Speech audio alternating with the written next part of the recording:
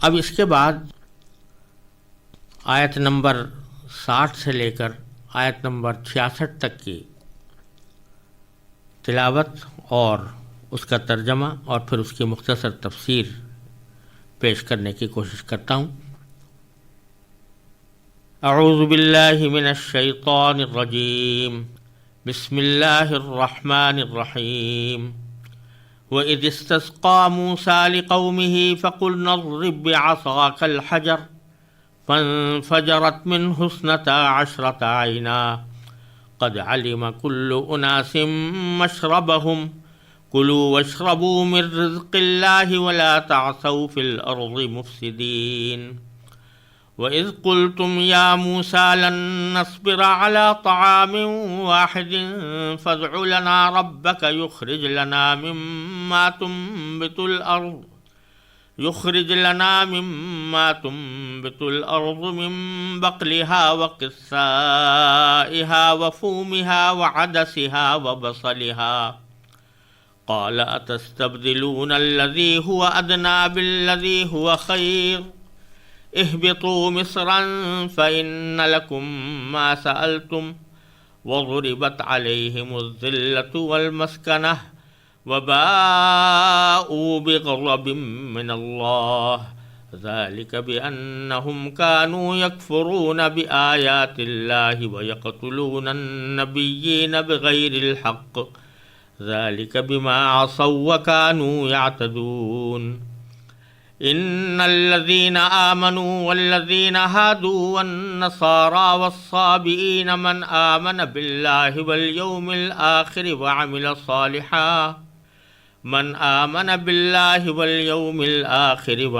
صالحا فلهم أجرهم عند ربهم ولا خوف عليهم ولا هم يحزنون وَإِذْ أَخَذْنَا مِيثَاقَكُمْ وَرَفَعْنَا فَوْقَكُمُ الطُّورَ خُذُوا مَا آتَيْنَاكُمْ بِقُوَّةٍ وَاذْكُرُوا مَا فِيهِ لَعَلَّكُمْ تَتَّقُونَ ثُمَّ تَوَلَّيْتُم مِّن بَعْدِ ذَلِكَ فَلَوْلَا فَضْلُ اللَّهِ عَلَيْكُمْ وَرَحْمَتُهُ لَكُنتُم مِّنَ الْخَاسِرِينَ وَلَقَدْ عَلِمْتُمُ الَّذِينَ اعْتَدَوْا مِنكُمْ فِي السَّبْتِ فَقُلْنَا لَهُمْ كُونُوا قِرَدَةً خَاسِئِينَ فَجَعَلْنَاهَا نَكَالًا لِّمَا بَيْنَ يَدَيْهَا وَمَا خَلْفَهَا وَمَوْعِظَةً لِّلْمُتَّقِينَ۔ ان آیات کریمہ کا ترجمہ یہ ہے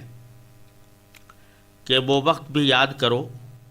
جب موسیٰ نے اپنی قوم کے لیے پانی مانگا تو ہم نے کہا اپنی لاٹھی پتھر پر مارو، چنانچہ اس پتھر سے 12 چشمے پھوٹ نکلے۔ ہر ایک قبیلے نے اپنے پانی لینے کی جگہ معلوم کر لی۔ ہم نے کہا اللہ کا دیا ہوا رزق کھاؤ پیو اور زمین میں فساد مچاتے مت پھرنا۔ اور وہ وقت بھی یاد کرو جب تم نے کہا تھا کہ اے موسیٰ ہم ایک ہی کھانے پر صبر نہیں کر سکتے، لہذا ہماری خاطر اپنے پروردگار سے مانگیے کہ وہ ہمارے لیے کچھ وہ چیزیں پیدا کرے جو زمین اگایا کرتی ہے، یعنی زمین کی ترکاریاں، اس کی ککڑیاں، اس کا گندم، اس کی دالیں اور اس کی پیاز۔ موسیٰ نے کہا جو چیز بہتر تھی کیا تم اس کو ایسی چیزوں سے بدلنا چاہتے ہو جو گھٹیا درجے کی ہیں؟ خیر، ایک شہر میں جا اترو تو وہاں تمہیں وہ چیزیں مل جائیں گی جو تم نے مانگی ہیں۔ اور ان بنی اسرائیل پر ذلت اور بے کسی کا ٹھپا لگا دیا گیا اور وہ اللہ کا غضب لے کر لوٹے۔ یہ سب اس لیے ہوا کہ وہ اللہ کی آیتوں کا انکار کرتے تھے اور پیغمبروں کو ناحق قتل کر دیتے تھے۔ یہ سب اس لیے ہوا کہ انہوں نے نافرمانی کی اور وہ بے حد زیادتیاں کیا کرتے تھے۔ حق تو یہ ہے کہ جو لوگ بھی خواہ وہ مسلمان ہوں یا یہودی یا نصرانی یا صابی اللہ اور آخرت کے دن پر ایمان لے آئیں گے اور نیک عمل کریں گے، وہ اپنے پروردگار کے پاس اجر کے مستحق ہوں گے اور ان کو نہ کوئی خوف ہوگا نہ وہ کسی غم میں مبتلا ہوں گے۔ اور وہ وقت یاد کرو جب ہم نے تم سے تورات پر عمل کرنے کا عہد لیا تھا اور کوہ طور کو تمہارے اوپر اٹھا کھڑا کیا تھا کہ جو کتاب ہم نے تمہیں دی ہے اس کو مضبوطی سے تھامو اور اس میں جو کچھ لکھا ہے اس کو یاد رکھو تاکہ تمہیں تقوی حاصل ہو۔ اس سب کے باوجود تم دوبارہ راہ راست سے پھر گئے، چنانچہ اگر اللہ کا فضل اور رحمت تم پر نہ ہوتی تو تم ضرور نقصان اٹھانے والوں میں شامل ہو جاتے۔ اور تم اپنے ان لوگوں کو اچھی طرح جانتے ہو جو سنیچر کے معاملے میں حد سے گزر گئے تھے، چنانچہ ہم نے ان سے کہا تھا کہ تم دھتکارے ہوئے بندر بن جاؤ۔ پھر ہم نے اس واقعے کو اس زمانے کے اور اس کے بعد کے لوگوں کے لیے عبرت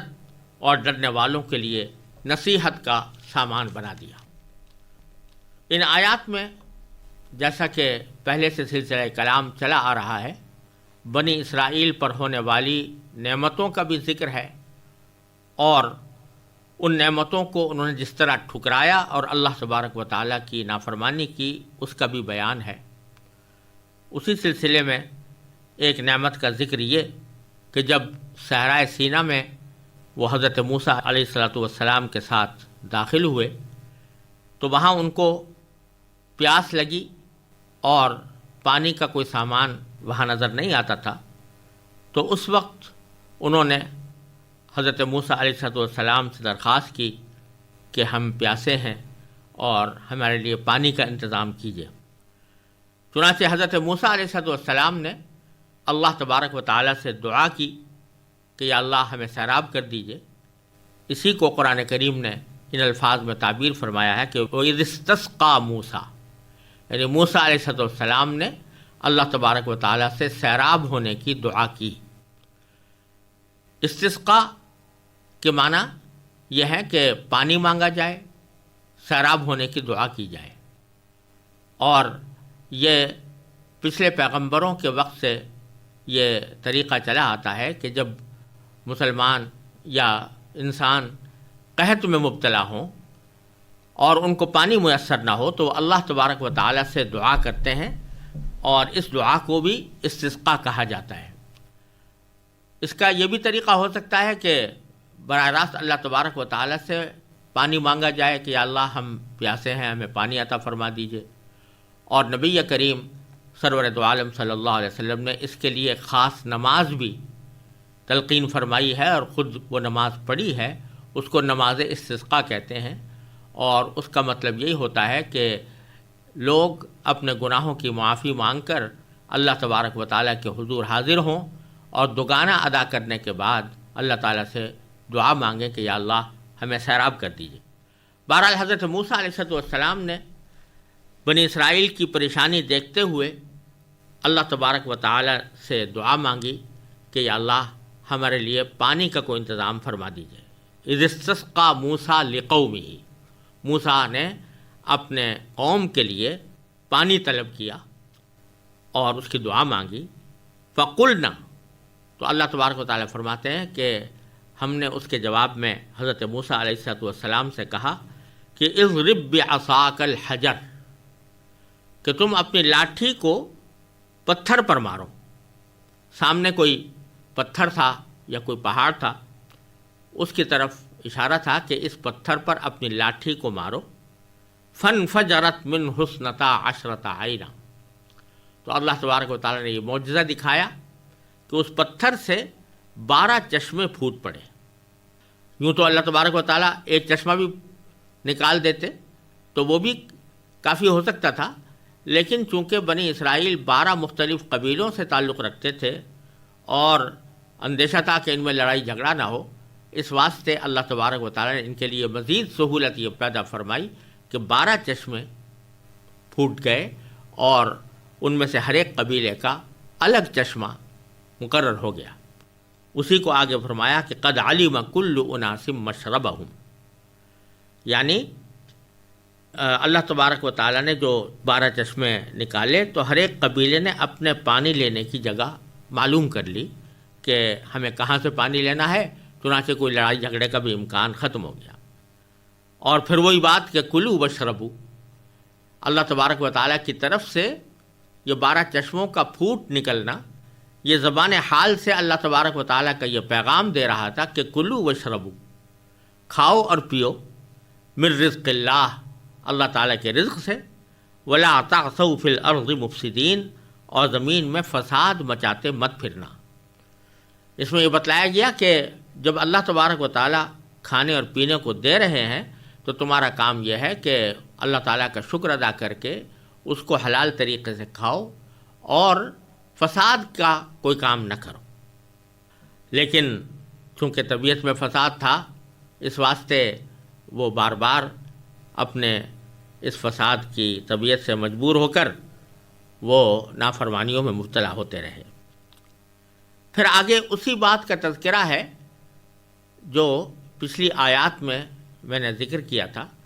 کہ ان کے اوپر من و سلوہ نازل ہوتا تھا، لیکن ایک عرصے تک وہ من و سلوہ کھانے کے بعد اس سے اکتا گئے اور انہوں نے کہا کہ ہم صرف ایک غذا کے اوپر اکتفا نہیں کر سکتے، ہمیں اور غذائیں بھی چاہیے۔ چنانچہ آگے اگلی آیت میں اللہ تبارک و تعالیٰ نے ان کی اس فرمائش کا ذکر کیا ہے کہ وَإِذْ قُلْتُمْ يَا مُوسَىٰ، وہ وقت یاد کرو جب تم نے کہا تھا کہ اے موسیٰ، لن نصبر علی طعام واحد، ہم ایک ہی کھانے پر صبر نہیں کر سکتے، فادع لنا ربک، لہٰذا ہماری خاطر اپنے پروردگار سے مانگیے کہ یخرج لنا، کہ ہمارے لیے کچھ وہ چیزیں پیدا کرے، مما تنبت الارض، جو زمین اگایا کرتی ہے، من بقلھا، یعنی زمین کی ترکاریاں، وقصائھا، اس کی ککڑیاں، وفومھا، اور اس کا گندم، وعدسھا، اور اس کی دالیں، وبصلھا، اور اس کی پیاز۔ یعنی ان چیزوں کا مطالبہ کیا کہ ہمیں ان چیزوں کے کھانے کا بھی دل چاہتا ہے تو ہمیں یہ چیزیں بھی مہیا کی جائیں۔ اس کے جواب میں حضرت موسیٰ علیہ السلام نے فرمایا کہ اتستبدلون الذی هو ادنی بالذی هو خیر، یعنی جو چیز بہتر تھی کیا تم اس کو ایسی چیزوں سے بدلنا چاہتے ہو جو گھٹیا درجے کی ہیں؟ یعنی من و سلوہ اعلیٰ درجے کی غذا تھی، اس کی ناشکری کر کے تم گھٹیا چیزیں مانگنا چاہتے ہو، اس کا ایک مطلب تو یہ ہے۔ لیکن الفاظ در حقیقت عام ہیں، اور بعض روایات میں آتا ہے اور بائبل میں بھی یہ مذکور ہے کہ جس وقت ان لوگوں نے یہ فرمائش کی تھی اس کے ساتھ ساتھ حضرت موسیٰ علیہ السلام کو بڑی ملامت کی اور کہا کہ تم نے ہم پر بڑا ظلم کیا کہ ہمیں مصر سے نکال لائے، اور ہم وہاں مصر میں رہتے تھے تو ہمارے پاس ہر قسم کی غذائیں ہوتی تھیں، ہر قسم کی چیزیں ہم کھایا کرتے تھے، ترکاریاں بھی کھاتے تھے، دالیں بھی کھاتے تھے، گوشت بھی کھاتے تھے، آپ ہمیں وہاں سے زبردستی نکال کر لے آئے ہو اور ایسی جگہ لے آئے ہو کہ جہاں ہمارے پاس بس کھانے کو 2-4 چیزیں ہی ہیں، اس کے علاوہ کوئی اور چیز ہمارے پاس میسر نہیں ہے، تو ہمارے لیے تو وہی مصر میں رہنا زیادہ بہتر تھا۔ اب آپ اندازہ لگائیے کہ مصر میں غلامی کی زندگی بسر کر رہے تھے، فرعون نے طرح طرح کے ظلم ان پر توڑے ہوئے تھے، بچوں کو وہ قتل کر رہا تھا، عورتوں سے خدمتیں لے رہا تھا، لیکن اب آزادی کی زندگی میسر آئی اور آزادی میں بھی اعلیٰ درجے کی غذائیں ملی، تو ان کو چاہیے تھا کہ اس کے اوپر شکر ادا کرتے، اور اگر بالفرض ایک بشری تقاضے سے ان کو کچھ چیزیں چاہیے تھیں تو ایک مناسب انداز میں اس کی فرمائش کر لیتے کہ ہم ایک چیز کے اوپر کھاتے کھاتے، اگرچہ بہت اعلیٰ درجے کی چیزیں ہیں، ہمیں بہت اچھی لگتی ہیں، لیکن بہت عرصے تک ہم صرف اسی کے اوپر اکتفا نہیں کر سکتے، تو ہمیں اور بھی کچھ دے دیجیے۔ اگر یہ بات کوئی قرینے سے، سلیقے سے، اللہ تعالیٰ کا شکر ادا کرتے ہوئے، نعمتوں کی قدر پہچانتے ہوئے اگر کہتے تو کوئی ایسی بری بات نہیں تھی، لیکن انہوں نے اس ساری زندگی کو جو ان کو آزادی کی صورت میں میسر آئی تھی اور جس میں اللہ تعالیٰ کی نعمتیں ان پر نازل ہو رہی تھیں، اس کو ٹھکرا کر یہ کہنا شروع کر دیا کہ ہمیں مصر کی زندگی ہمارے لیے زیادہ بہتر تھی اور وہ غلامی کی زندگی یاد کرنے لگے. تو الذی ہوا ادنا، اس میں اشارہ اس غلامی کی زندگی کی طرف بھی ہے، اور بالذی ہوا خیر، اس سے اس آزادی کی زندگی کی طرف بھی اشارہ ہے. یعنی کیا تم اس معمولی چیز کو بدلے میں لینا چاہتے ہو؟ معمولی چیز میں معمولی غذائیں بھی داخل ہیں اور ساتھ میں غلامی کی زندگی بھی داخل ہے. بالذی ہوا خیر، اور اس چیز کے بدلے میں جو تمہارے لیے بہتر ہے، یعنی آزادی کی زندگی، راحت کی زندگی، فرعون کے ظلم سے نجات کی زندگی، اور جس میں اعلیٰ درجے کی غذائیں بھی تمہیں مہیا ہو رہی ہیں، اس کی ناشکری کر رہے ہو. چلو خیر، اہبطوا مصر، تم اب آگے ایک شہر میں جا اترو. اللہ تبارک و تعالیٰ نے اسی بستی کا پتہ بتایا جس کا ذکر پہلے بھی آیا ہے کہ اس میں چلے جاؤ. فإن لکم ما سألتم، تو وہاں تمہیں وہ چیزیں مل جائیں گی جو تم نے مانگی ہیں.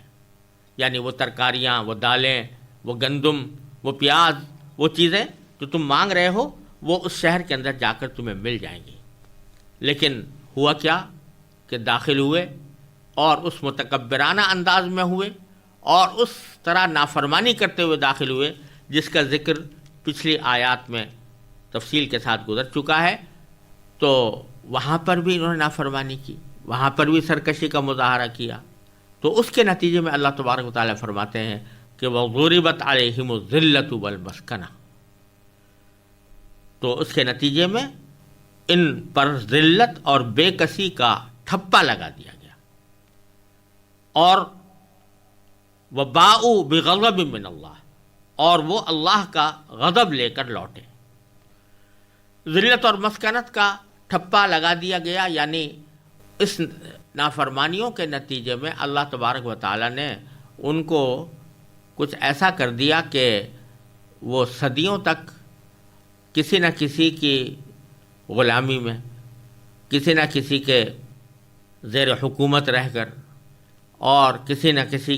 کے سامنے ذلیل ہو کر زندگی گزارتے رہے. تفصیل اس کی انشاءاللہ سورہ آل عمران میں آئے گی. ذالک بانہم کانوا یکفرون بآیات اللہ، اللہ تعالیٰ فرماتے ہیں کہ یہ سب اس لیے ہوا کہ وہ اللہ کی آیتوں کا انکار کرتے تھے. وَيَقْتُلُونَ النَّبِيِّينَ بِغَيْرِ الْحَقِّ، اور پیغمبروں کو ناحق قتل کر دیتے تھے. یہ بنی اسرائیل کی تاریخ میں متعدد مرتبہ یہ واقعات پیش آئے کہ بنی اسرائیل کی جب بدعمالیاں حد سے گزرنے لگتیں تو اللہ تبارک و تعالیٰ اپنا کوئی پیغمبر ان کے پاس بھیجتے جو ان کو راہ راست پر لانے کی کوشش کرتا، ان کو بدعمالیوں سے بچانے کی کوشش کرتا. لیکن چونکہ سرشت میں سرکشی داخل تھی، اس واسطے بہت سی مرتبہ انہوں نے انبیاء کرام علیہ السلام کی نہ صرف تکذیب کی، ان کو جھٹلایا اور ان کی بات نہیں مانی، بلکہ کئی انبیاء کرام کو انہوں نے قتل کیا. حضرت زکریا علیہ السلام، حضرت یحییٰ علیہ السلام، ان کو قتل کیا. اور اس سے پہلے بھی متعدد انبیاء کرام کو قتل کیا ہے، جس کی تفصیل قرآن کریم نے تو نہیں بتائی، لیکن بائبل میں تفصیل موجود ہے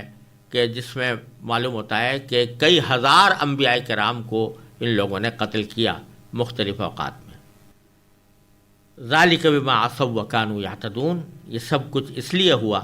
کہ انہوں نے نافرمانی کی اور وہ بے حد زیادتیاں کیا کرتے تھے.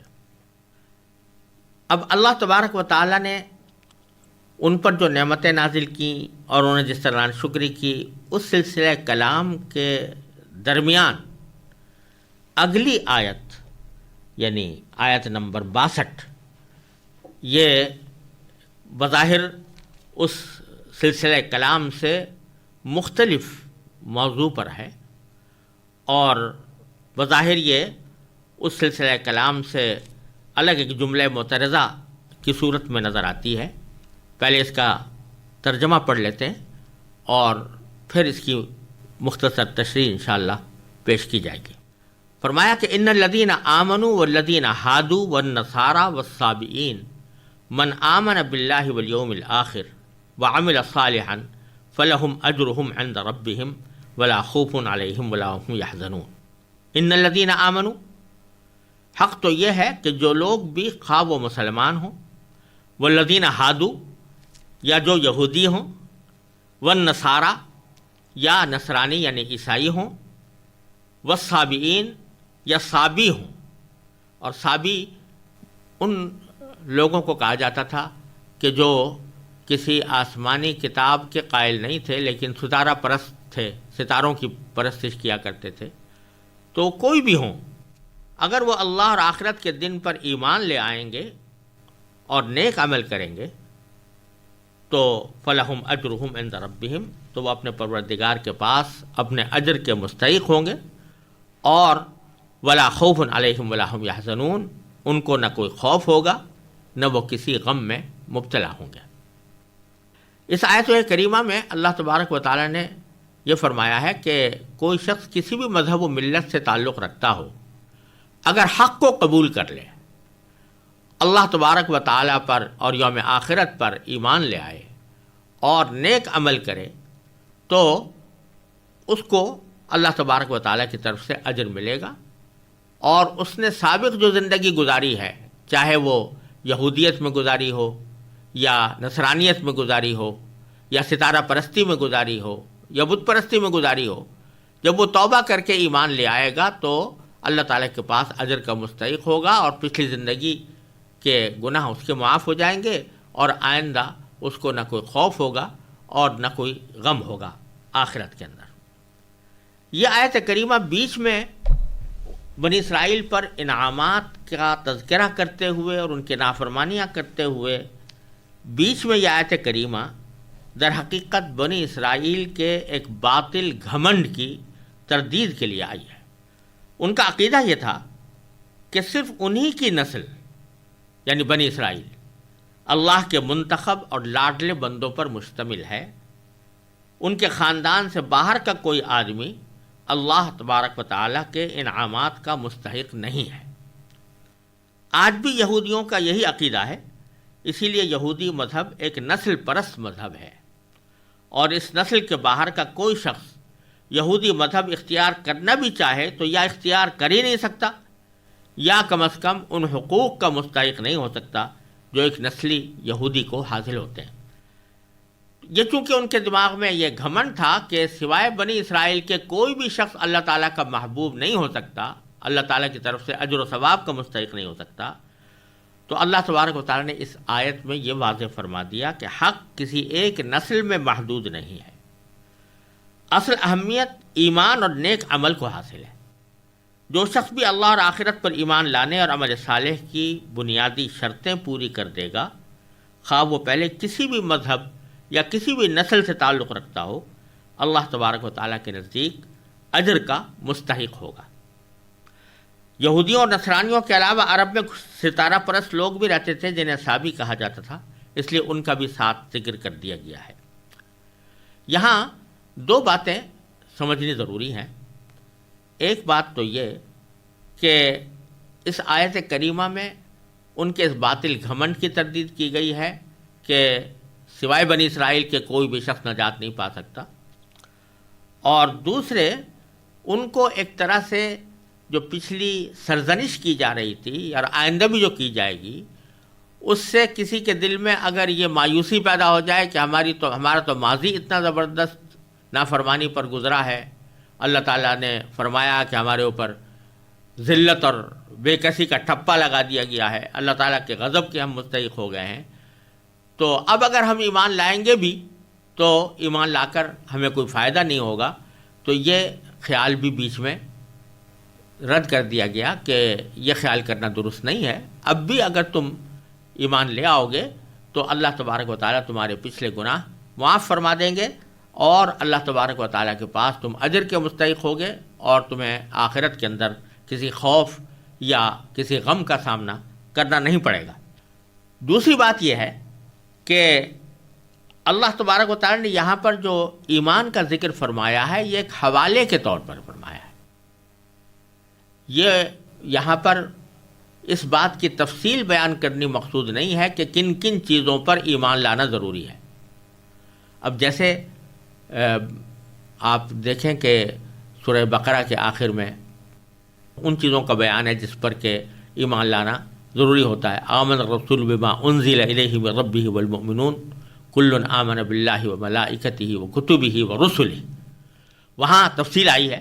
کہ فلاں فلاں چیزوں پر ایمان لانا ضروری ہے، اس میں تمام پیغمبروں پر ایمان لانا، تمام کتابوں پر ایمان لانا، فرشتوں پر ایمان لانا، وہ ساری تفصیل وہاں پر بیان فرمائی گئی ہے۔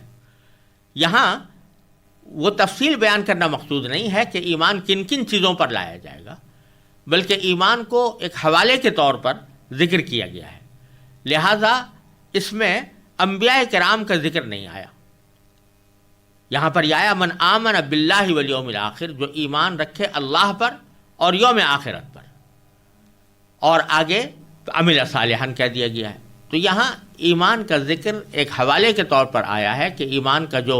صحیح تقاضا ہے اللہ پر ایمان لانے کا، اس کو پورا کرے۔ اس میں رسولوں پر ایمان لانا بھی داخل ہے، اس میں اللہ کی کتابوں پر ایمان لانا بھی داخل ہے، اس میں اللہ کے فرشتوں پر ایمان لانا بھی داخل ہے، یہ ساری چیزیں اس کے اندر داخل ہیں۔ لہٰذا اس آیت سے جو بعض لوگوں کو یہ مغالطہ ہوا یا بعض لوگوں نے اس کی بنا پر یہ گمراہی اختیار کی کہ معاذ اللہ ایمان کے لیے اتنا کافی ہے کہ اللہ تبارک و تعالیٰ پر انسان ایمان لے آئے اور یوم آخرت پر ایمان لائے، اور خدا نہ کرے اگر کوئی شخص نبی کریم سرور دو عالم صلی اللہ علیہ وسلم کی رسالت پر ایمان نہ لائے یا قرآن پر ایمان نہ لائے تو بھی وہ اس آیت کا مصداق بن سکتا ہے کہ لہم اجرہم عند ربہم ولا خوف علیہم ولا ہم یحزنون۔ یہ بڑی سخت غلط فہمی اور بڑا سخت مغالطہ اور بڑی سخت گمراہی ہے، اور اس کی واضح تردید اس بات سے ہو جاتی ہے کہ اللہ تبارک و تعالیٰ نے اسی سلسلہ کلام میں جب ان کو یہ دعوت دی تھی کہ تم ایمان لاؤ، تو اس میں اللہ تبارک و تعالیٰ نے صاف صاف فرمایا تھا کہ تم ولا تکونوا اول کافر وآمنوا بما انزلت مصدقا لما معکم ولا تکونوا اول کافر بہ۔ یہ اسی سورہ بقرہ کی آیت نمبر 41 میں اللہ تبارک و تعالیٰ نے یہ بات فرمائی، اسی سلسلہ کلام میں جہاں پر ان کے اوپر نعمتوں کا اور ان کی نافرمانیوں کا ذکر ہو رہا ہے، اسی میں یہ فرمایا کہ جو کلام میں نے نازل کیا ہے یعنی قرآن، اس پر ایمان لاؤ، اور ولا تکونوا اول کافر بہ، اور تم ہی سب سے پہلے اس کے منکر یا کافر نہ بن جاؤ۔ تو اس میں صاف صاف فرما دیا گیا کہ قرآن پر ایمان لائے بغیر اور نبی کریم سرور دو عالم صلی اللہ علیہ وسلم پر ایمان لائے بغیر کوئی شخص مومن نہیں ہو سکتا۔ لہذا یہ کیسے ممکن ہے کہ بعد میں دوسری آیت میں اللہ تعالیٰ یہ فرما دیں کہ رسول پر ایمان لانا ضروری نہیں ہے اور صرف اللہ اور یوم آخرت پر ایمان لانا کافی ہے؟ تو در حقیقت یہ بہت بڑی غلط فہمی ہے۔ خود قرآن کریم کی متعدد آیات اس کی تردید کرتی ہیں، اور حقیقت یہ ہے کہ اللہ پر ایمان لانے میں اس کے تمام رسولوں پر ایمان لانا بھی داخل ہے۔ لہذا نجات پانے کے لیے رسول اکرم صلی اللہ علیہ وسلم پر ایمان لانا بھی ضروری ہے۔ چنانچہ پچھلے آیت نمبر 40 اور 41 میں بھی اللہ تعالیٰ نے حضور اقدس صلی اللہ علیہ وسلم پر ایمان لانے کا حکم دیا ہے، اور اس کے علاوہ مزید متعدد صورتوں میں متعدد آیتوں میں اللہ تبارک و تعالیٰ نے یہ واضح فرمایا ہے کہ جو رسول کریم سرور دو عالم صلی اللہ علیہ وسلم پر اور آپ پر نازل ہونے والی کتاب پر ایمان نہ رکھے وہ کبھی بھی مومن نہیں ہو سکتا۔ اب آگے پھر وہی سلسلہ کلام جاری ہے، یعنی بنی اسرائیل پر کی جانے والی نعمتوں کا بھی اور ان کے سرکشیوں کا بھی۔ چنانچہ آگے فرمایا وَإِذْ أَخَذْنَا مِيثَاقَكُمْ وَرَفَعْنَا فَوْقَكُمُ الطُّورَ، اور اس وقت کو یاد کرو جب ہم نے تم سے تورات پر عمل کرنے کا عہد لیا تھا اور کوہ طور کو تمہارے اوپر اٹھا کھڑا کیا تھا کہ خذوا ما آتیناکم بقوہ، کہ جو کچھ کتاب ہم نے تمہیں دی ہے یعنی تمہارے احکام اس کتاب میں نازل کیے ہیں ان کو قوت کے ساتھ تھام لو، مضبوطی سے تھام لو، واذکروا ما فیہ، اور جو کچھ اس میں ہے اس کو یاد رکھو، لعلکم تتقون، تاکہ تمہیں تقوی حاصل ہو۔ اس کا پس منظر یہ ہے کہ جب حضرت موسیٰ علیہ السلام تورات لے کر آئے، کوہ طور پر جانے کا ذکر پہلے آ چکا ہے، وہاں اللہ تعالیٰ نے ان کو تورات عطا فرمائی اور وہ تورات لے کر اپنی قوم کے پاس آئے، تو بنی اسرائیل نے دیکھا کہ اس کے بعض احکام بہت سخت ہیں، اس لیے اس سے بچنے کے لیے بہانے تلاش کرنے شروع کر دیا۔ پہلے تو انہوں نے یہ کہا کہ اللہ تعالی ہم سے خود کہے کہ تورات پر عمل کرنا ضروری ہے۔ مطالبہ اگرچہ نامعقول تھا، مگر ان پر حجت تمام کرنے کے لیے ان میں سے 70 آدمی منتخب کر کے حضرت موسیٰ علیہ السلام کے ساتھ کوہ طور پر بھیجے گئے، جس کی تفصیل انشاءاللہ سورہ اعراف کی آیت نمبر 155 میں آگے آئے گی انشاءاللہ۔ یہ 70 آدمی وہاں کوہ طور پر حضرت موسیٰ علیہ السلام کے ساتھ گئے۔ ان کو اللہ تبارک و تعالیٰ نے براہ راست تورات پر عمل کا حکم دیا، مگر جب یہ واپس لوٹے تو انہوں نے اپنی قوم کے سامنے یہ بات تو کہی کہ اللہ تعالیٰ نے تورات پر عمل کا حکم دیا ہے، لیکن اس میں ایک بات اپنی طرف سے یہ بڑھا دی کہ اللہ تبارک و تعالیٰ نے یہ بھی فرمایا ہے کہ جتنا تم سے ہو سکے اتنا عمل کر لینا، اور جو نہ ہو سکے وہ ہم معاف کر دیں گے۔ چنانچہ تورات کے جس حکم میں انہیں کچھ مشکل نظر آئی تو وہ یہ بہانہ تلاش لیتے تھے کہ یہ حکم بھی اسی چھوٹ میں داخل ہے جو اللہ تبارک و تعالیٰ نے ہمیں دی ہے، یعنی یہ کہ جس حکم پر ہم آسان سمجھیں عمل کر لیں، جس میں مشکل نظر آئے اسے چھوڑ دیں۔ اس موقع پر اللہ تبارک و تعالیٰ نے کوہ طور ان کے سروں پر بلند کر دیا کہ تورات کے تمام احکام کو تسلیم کرو۔ جب انہیں یہ اندیشہ ہوا کہ کہیں پہاڑ ان پر گرا ہی نہ دیا جائے، تب ان لوگوں نے تورات کو ماننے اور اس پر عمل کرنے کا عہد کیا۔ اس آیت میں اسی واقعے کی طرف اشارہ ہے۔ اب قرآن کریم نے یہ تفصیل نہیں بتائی کہ کوہ طور کو کس طرح بلند کیا گیا تھا۔ اس کا یہ معنی بھی ہو سکتا ہے کہ پہاڑ کو اپنی جگہ سے ہٹا کر ان کے سروں پر معلق کر دیا گیا ہو۔ چنانچہ حافظ ابن جریر رحمۃ اللہ علیہ نے متعدد تابعین سے یہی تفسیر نقل کی ہے، اور ظاہر ہے کہ اللہ تعالیٰ کی قدرت سے یہ کچھ بعید نہیں کہ پہاڑ کو واقعتاً اپنی جگہ سے ہٹا کر ان کے سروں پر معلق کر دیا جائے، لیکن یہ بھی ممکن ہے کہ کوئی اور ایسی صورت پیدا فرما دی گئی ہو کہ ان لوگوں کو ایسا محسوس ہوا کہ پہاڑ ان پر آ گرے گا۔ مثلا کوئی زلزلہ آ گیا جس سے انہیں ایسا لگا کہ پہاڑ گرنے والا ہے۔ چنانچہ سورہ اعراف کی آیت نمبر 171 میں اس واقعے کے بارے میں یہ الفاظ آئے ہیں کہ وَإِذْ نَتَقْنَا الْجَبَلَ فَوْقَهُمْ كَأَنَّهُ ظُلَّةٌ وَظَنُّوا أَنَّهُ وَاقِعٌ بِهِمْ، یعنی ہم نے پہاڑ کو زور زور سے ہلایا ان کے اوپر، اس طرح جیسے کہ وہ کوئی سائبان ہو، اور وہ یہ سمجھنے لگے کہ وہ ہم ان پر آ کر گر پڑے گا۔ اس میں قرآن کریم نے لفظ نطق استعمال فرمایا ہے، جس کے معنی لغت میں زور زور سے ہلانے کے آتے ہیں۔ لہذا آیت کا یہ ترجمہ بھی ممکن ہے کہ جب ہم نے پہاڑ کو ان کے اوپر زور سے اس طرح ہلایا کہ ان کو یہ گمان ہوا کہ وہ ان پر گر پڑے گا، یہ ترجمہ بھی اس آیت کا کیا جا سکتا ہے۔ تو دونوں میں سے کون سی صورت اختیار کی گئی اس کی حقیقت تو اللہ تبارک و تعالی ہی جانتے ہیں، دونوں ممکن ہیں۔ بہرحال کوئی ایسی صورت اختیار کی گئی جس کے نتیجے میں وہ یہ سمجھے کہ اگر ہم نے تورات کے تمام احکام کو بلا استثناء تسلیم نہ کیا تو یہ پہاڑ ہم پر گر کر ہم کو تباہ کر سکتا ہے۔ اس وقت انہوں نے یہ عہد کیا کہ ہم تورات کے تمام احکام کو مانتے ہیں اور اس پر عمل کریں گے۔ یہاں یہ بات بھی واضح رہنی چاہیے کہ کسی شخص کو ایمان قبول کرنے پر تو زبردستی مجبور نہیں کیا جا سکتا۔ کوئی آدمی اگر غیر مسلم ہے تو اس کو اسلام لانے پر یا ایمان لانے پر اس طرح مجبور نہیں کیا جا سکتا کہ تم یا تو ایمان لاؤ ورنہ ہم تمہیں قتل کر دیں گے یا تمہیں تباہ کر دیں گے۔ لا اکراہ فی الدین، قرآن کریم نے فرمایا کہ دین کے معاملے میں کوئی زبردستی نہیں۔ لیکن جب ایک شخص ایمان لے آئے تو ایمان لانے کے بعد اگر کوئی نافرمانی کرے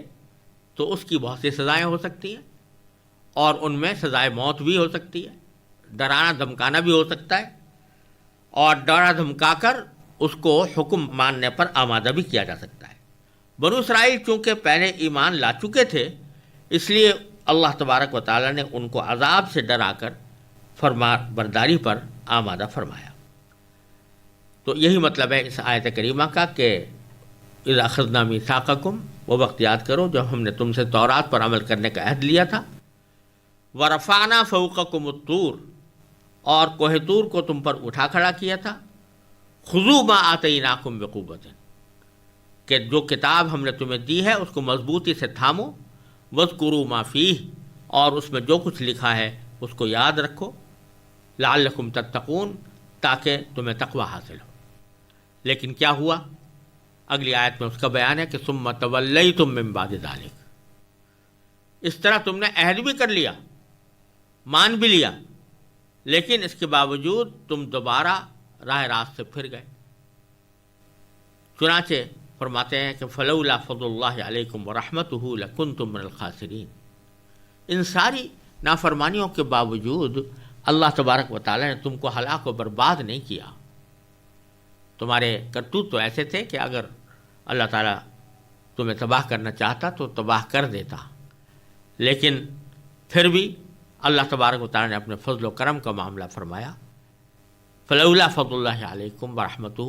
اگر اللہ کا فضل اور رحمت تم پر نہ ہوتی تو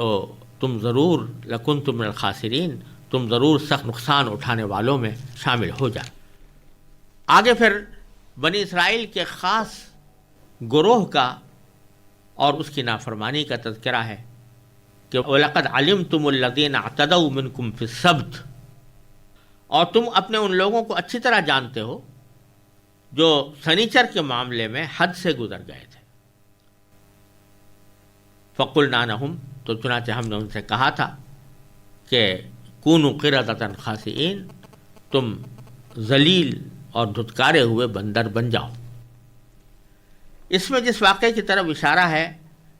اس کی پوری تفصیل سورہ اعراف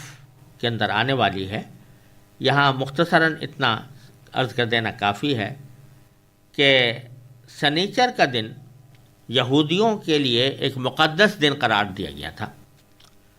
اور ان کو یہ حکم بھی دیا گیا تھا کہ اس دن میں وہ کسی قسم کی معاشی سرگرمیاں اختیار نہ کریں، یعنی اپنی روزی کمانے کا کوئی کام نہ کریں، یعنی ہفتے کے 6 دن ان کے لیے معاشی سرگرمیوں کے واسطے کھلے ہوئے ہیں، لیکن سنیچر کے دن ان کے لیے کوئی معاشی سرگرمی منع تھی۔ جن خاص یہودیوں کا یہاں ذکر ہے، اور بعض روایت سے معلوم ہوتا ہے کہ وہ حضرت داؤد علیہ السلام کے زمانے میں تھے، یہ لوگ کسی سمندر کے کنارے رہتے تھے اور مچھلیاں پکڑا کرتے تھے، ان کا گزارا مچھلیاں پکڑ کر ہی ہوا کرتا تھا، مچھلیوں کو فروخت کرتے تھے۔ سنیچر کے دن ان کے لیے مچھلیاں پکڑنا اس لیے ناجائز تھا کہ یہ ان کی معاشی سرگرمی تھی، اور معاشی سرگرمی سنیچر کے دن منع تھی۔ مگر شروع میں انہوں نے کچھ ہیلے حوالے کر کے اس حکم کی خلاف ورزی کرنی چاہی۔ مثلا یہ کہ بعض روایات میں آتا ہے کہ وہ جمعہ کے دن شام سے جال ڈال دیتے تھے، اور اگلے دن چونکہ کوئی کارروائی کرنی منع ہوتی تھی تو اس وقت تو وہ شکار نہیں کرتے تھے، لیکن اتوار کے دن جو اس جال کے اندر جو مچھلیاں آتی تھیں ان کو وہ استعمال کرتے تھے۔ یہ تو ایک ہیلا تھا، لیکن شروع میں انہوں نے تو یہ ہیلے کیے، پھر کھلم کھلا سنیچر ہی کے دن مچھلیاں پکڑنی شروع کر دیں، باقاعدہ مچھلیاں پکڑنی شروع کر دیں، ہیلے کی بھی ضرورت نہیں سمجھی۔ کچھ نیک لوگوں نے انہیں سمجھایا مگر وہ باز نہ آئے، بالآخر ان پر عذاب آیا اور ان کی صورتیں مسخ کر کے انہیں بندر بنا دیا گیا۔ اللہ تبارک و تعالیٰ نے ان کو مسخ کا عذاب دیا، یعنی ان کی صورتیں بگاڑ کر بندر میں تبدیل کر دی۔ تفصیل اس کی انشاءاللہ سورہ اعراف میں آنے والی ہے۔ یہ اللہ تبارک و تعالیٰ کی قدرت سے یہ کیا بعید ہے کہ وہ کسی بندے کو، کسی انسان کو کسی دوسری صنف میں، کسی دوسری جنس میں تبدیل فرما دے۔ اللہ تعالیٰ نے ہی انسان کو پیدا کیا، اللہ تعالیٰ نے ہی بندر کو پیدا کیا، تو اگر وہ اللہ تبارک و تعالیٰ انسان پیدا کر سکتا ہے، بندر پیدا کر سکتا ہے، تو انسان کو بندر میں منتقل بھی کر سکتا ہے، اور عذاب کے طور پر ایسا کیا گیا۔ بعض لوگ اس قسم کے واقعات کو، چونکہ یہ خرق عادت ہیں، خلاف عادت ہیں، اس واسطے بعض لوگ اس میں شبہ نکالتے ہیں۔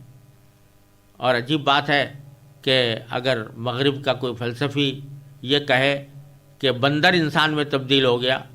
تو اس کے اوپر ان لوگوں کو اتنا تعجب نہیں ہوتا، لیکن اللہ تعالیٰ اگر یہ کہے کہ انسان بندر میں تبدیل ہو گیا تو اس کے اوپر وہ حیرت کا اور انکار کا اظہار کرتے ہیں۔ یہ کسی مسلمان کا شیوا نہیں ہونا چاہیے۔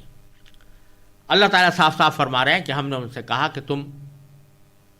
دھتکارے ہوئے بندر بن جاؤ۔ آگے باری تعالیٰ فرماتے ہیں فَجَعَلْنَاهَا نَقَالًا لِمَا بَيْنَ يَدَيْهَا وَمَا خَلْفَهَا، پھر ہم نے اس واقعے کو نقال بنا دیا۔ نقال کے معنی عبرت، ایسا عذاب، ایسی سزا جو دوسروں کے لیے سامان عبرت ہو۔ ہم نے اس واقعے کو اس زمانے کے اور اس کے بعد کے لوگوں کے لیے عبرت اور ڈرنے والوں کے لیے نصیحت کا سامان بنا دیا۔ نقالا لما بین یدیہا وما خلفہا، اس واقعے کو اس زمانے کے اور اس کے بعد کے لوگوں کے لیے عبرت بنایا، وموعظۃ، اور نصیحت بنایا، للمتقین، ان لوگوں کے لیے جو اللہ تعالیٰ سے ڈریں، اللہ تعالیٰ کے عذاب سے ڈریں۔